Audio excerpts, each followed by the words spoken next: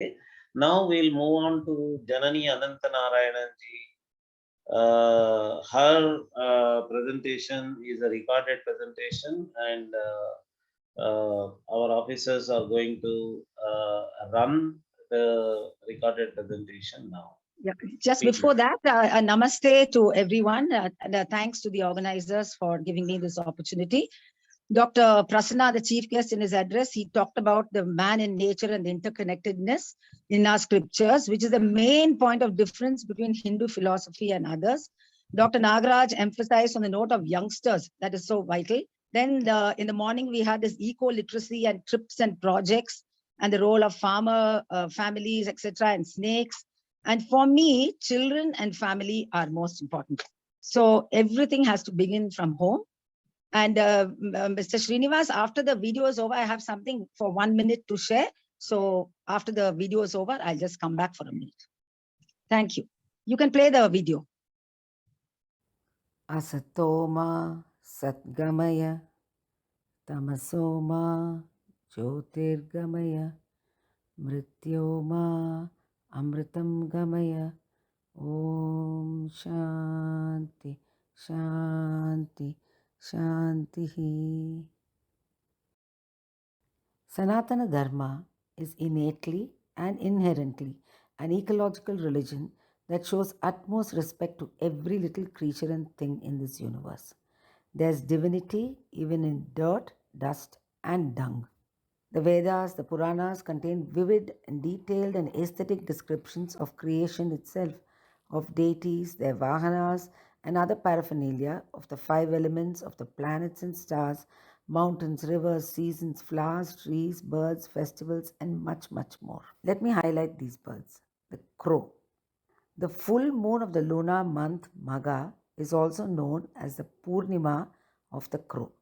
It is a festival, Kaur Punim, which is celebrated in Kashmir in honor of the crow and the ancestors. Neelkanthi. This name came about for the Indian roller bird because just like Shiva, he too has a blue throat. A snake had bitten Bhima, one of the Pandava princes, and the little bird had sucked out the venom and had saved Bhima's life. Hamsa is a symbol of purity and enlightenment. Chataka is a bird that can only directly drink rainwater as it drops from the skies. Chanda Chakora is how it is referred to as. This bird thrives only on the moonlight for its sustenance. Rivers are considered as mothers in our country, the Saumya or the pleasant form and the Ugra or the unpleasant form. Now, in their fierce form, great destruction to life and property through floods and rapid currents happen. Hence, the scriptures prescribe rituals to pacify them. A snan, a holy bath in the holy rivers, cleanses one of all sins. Pushkaram, the tradition of worshipping rivers is unique to India, a celebration that happens annually once in 12 years along each river. Each river is associated with the zodiac sign, and the river for each year's festival is based on which sign the Jupiter is in at that time. Hindu scriptures have already harnessed the environmental sensibilities yugas ago. The story of Krishna and Kaliya the serpent is about the pollution in the Yamuna. The Varaha avatar is also about retrieving the earth that was submerged in the oceans. Today, Hinduism in the context of environmental consciousness assumes a special relevance due to the degradation of nature by unsustainable lifestyles leading to climate change, natural calamities, pandemics, depletion of natural resources, and various other disruptions in life. While discussing environmental consciousness amongst children, certain questions arise. Are the nuances of the interconnectedness and the interdependence of all creatures in the environment and with the environment in the subconscious or in the conscious thought processes of most children? What about this rapid urbanization? Has it resulted in considerable psychological and physical disassociation from nature? And about the ongoing and sustained programs, do they result in holistic connections between children and nature? Or do they end up being shallow, elitist, and condescending? Let us understand the me, earth, and the universe. starting with the universe. And there's an interesting story. Once Brahma, when visiting Lord Krishna, told the gatekeeper to open the door and tell Lord Krishna that Brahma had come to visit. Krishna asked the gatekeeper which Brahma was he. This perplexed and angered Brahma. Upon asking why such a question was asked, Lord Krishna summoned innumerable Brahmas from different universes in front of the Brahma of this universe, showing him that he was not the only one. He further added that the Brahmas had many more heads. There are countless universes, each with its own Brahma, Vishnu, and Shiva. Earth is Bhuma Devi, Mahalakshmi, Sita, Satyabhama, Andal. The Bhumi Sukta in the Atharva Veda gives a detailed explanation of how Bhumi is held by the cosmic forces and how we are dependent on her for material sustenance. Dharma and Bhumi are interconnected. During the advent of this Kali Yuga, both Dharma in the form of the bull and Bhumi in the form of a cow were reduced to one leg. Here, the species should be understood as grades. In the Vedic meaning, there are 4 lakh grades of human beings on different levels of consciousness. In the Bhagavad-Gita, Krishna says to Arjun, all that exists in the universe has manifested from my material energy. Just one material energy has extended itself into myriad shapes, forms, and entities of this world. This material energy, in its primordial form, is called Prakriti. This man is made of food essence. Krishna also says, such is my inferior energy. But beyond it, O mighty armed Arjun, I have a superior energy, which is the Jiva Shakti or the soul energy or the spiritual energy. The story of Brahma stealing the cows and calves made Brahma understand that due to the expansion of energy of the Parabrahman or the Purusha, everything movable and immovable within the cosmic manifestation is existing. 1/4 of this entire universe makes up for the natural world, and 3/4 is the spirit. The same is with the human being. So clearly, moral values, the code of conduct, are the ones holding up me, the earth, and the universe. The crux of formulating solutions and strategies for any problem arising in the environment lies in fostering internalization of basic values, shlokas, rituals, stories, art, and festivals in the Hindu culture will guide the young minds towards internalizing the moral values from childhood itself. As a children's story writer, my Panchamantra Kathas emphasize the basic values of respect, empathy, kindness, hard work, and honesty. These values are the building blocks for sensitivity towards life and the environment. Well, do you see the ants? But listen to this story. The story of how Indra, after defeating Vritrasura, became very proud. And Krishna, in the guise of a young boy, taught him a lesson. I saw the ants, O Indra, crawling in an orderly fashion, he said. Each was once an Indra. Like you, each by virtue of pious deeds once became a king of gods. But now, through many rebirths, each Indra has become an ant. This army that you see is an army of former Indras. Indra was humbled. Encouraging a love for animals, nature walks, conserving food and water, recycling, etc., are not sufficient when there's a constant threat to negate our philosophy by vested interests by targeting the food habits, festivals, customs, and traditions which will impact our economy and the environment. There needs to be a concerted strategy to raise a generation who are sensitized and cognizant of the deep connect of our rituals, traditions, so that daily lifestyles is in consonance with true environmental consciousness. And for this to happen, these words have to be part of the everyday vocabulary that should begin from home. 14 Lokas inhabited by different gods and goddesses, rishis, tree and water spirits, humans and superhumans, demons and rakshasas, apsaras, yakshas, yakshinis, asuras, gandharvas, nagas, and more. According to our scriptures, these lokas exist and that they are not fiction must be absorbed.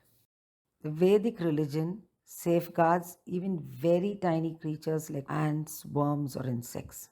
In addition to stipulating offering of food to these creatures, our rules also enjoin their non-killing. The Apastamba Sutra recommends prayaschitta for the sins committed. Let us see the faults that tend to destroy the creatures: anger, grumbling, hypocrisy, lying, gluttony, lust, secret hatred, neglecting to concentrate the mind. Ahimsa or non-violence is the ultimate dharma, but violence in service of dharma is also the ultimate dharma.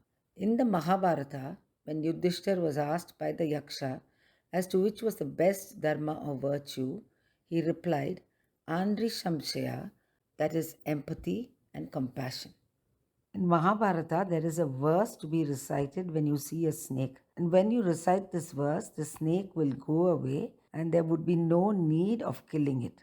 The snakes had promised the Astika Rishi that they will not bite the humans if they recite this verse. Let's grasp the snake's compassion for the human being. The Upanishads have given us the wonderful Shanti mantras. Out of those, 5 are collectively called as the Shanti Panchakam or the Panchashanti. Mindful chanting of these simple yet powerful mantras can calm us and improve our focus and will have great benefits on the physical and mental health. Ghosha Shanti are verses recited in public at festivals and ceremonies in order to create a peace, a calm in general, wherever there may be conflict or disturbance. Om Shanti Shanti Shantihi is my prescription for the children of today's world, where patience and perseverance are in short supply and attention spans are shrinking. Simple daily chanting of just Om Shanti Shanti Shantihi will suffice for the children. Disturbances from cosmic forces, physical and material elements, and disturbances from within will be taken care of by chanting this mantra. The powerful Om is the sound vibration that connects all the 3 realms. It keeps one in harmony with oneself, the earth, and the universe. Why not make this simple chanting into a movement that will definitely benefit the Gen next and have a cascading effect too? The child will gradually learn the deeper philosophy that he is not a separate or an isolated entity, but is a part of a great whole. This is a sample list of words for each day of the week that can serve as a useful template for parents to help the children connect with our deities, trees, food, etc., and in the process imbibe and develop environmental consciousness. To put it in simple child language, Sanatana Dharma encompasses the full subject of EVS. It is environmental science and more. Sanatana Dharma is EVS, eternal Vedic science, timeless and irrefutable.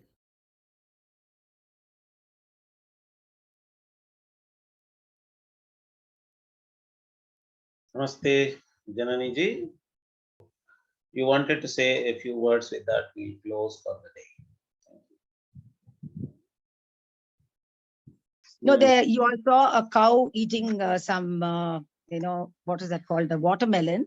I just wanted to share, I added that slide because it on the 12th day after my mother expired, there was that cow which came outside my house, home last year and called out from the road, Amma. So I went and put the thing. Somebody was talking about the subtle connections and interconnectedness. And you will not believe it, after almost a year, this morning, just before the conference was going to start. And when I was making this slide, I was telling that cow, Amma, you are part of this conference as the cow, and you will not believe it. In the morning, before the conference started, the cow came back again after almost 9 months, and I gave the something to eat. So I believe that this is the connection that we all look for. Some people will say it is coincidence, but that coincidence or whatever happens for a reason with a reason. That is the essence that I wanted to convey. Definitely. Thank you very much. That's really amazing, wonderful. And we, most of us here believe in these coincidences, whatever you call them, coincidences, Exactly. miracles, or whatever name you give them. Exactly. This Mahima, that we believe that it is a Mahima, and Mahimas are there. And okay, if you want to call it coincidence, call it. But wonderful. That's a wonderful sharing of your personal, real, factual experience. And with that, I think we. Thank you so much for giving me a chance. Thank you very much. And one more suggestion. You in the morning you were saying that Hinduism, you've changed it from Indica thing. I think you should be bolder and knock out even that ism and just make it Hindu, something like Hindu, the conference instead of Hinduism. Yeah, that's what we have been doing. Yeah. Jagrati ji, why we are leaving all this as irrational rituals, ma'am. That's what Jagrati ji was saying. So good. There is good reception. People are saying good presentation. An anonymous attendee is saying good presentation. And Anjan Nandi is saying, wow, your presentation derives the forces how our Sanatana Dharma delivers the gist of life through nature. And that was a wonderful day. We had almost every paper was such a wonderful learning experience for each one of us. We have learned a lot from every paper. Some of the papers gave us cultural knowledge. Some of the papers were academically enriching. In several different ways, we have been enriched uh, with almost every paper of this conference. Dr. Prasanna Kumarji has joined. Thank you, sir. Thank you for giving us such an enlightening talk in the morning and also participating throughout the day's proceedings. Tomorrow we'll again join here for the second day of the conference.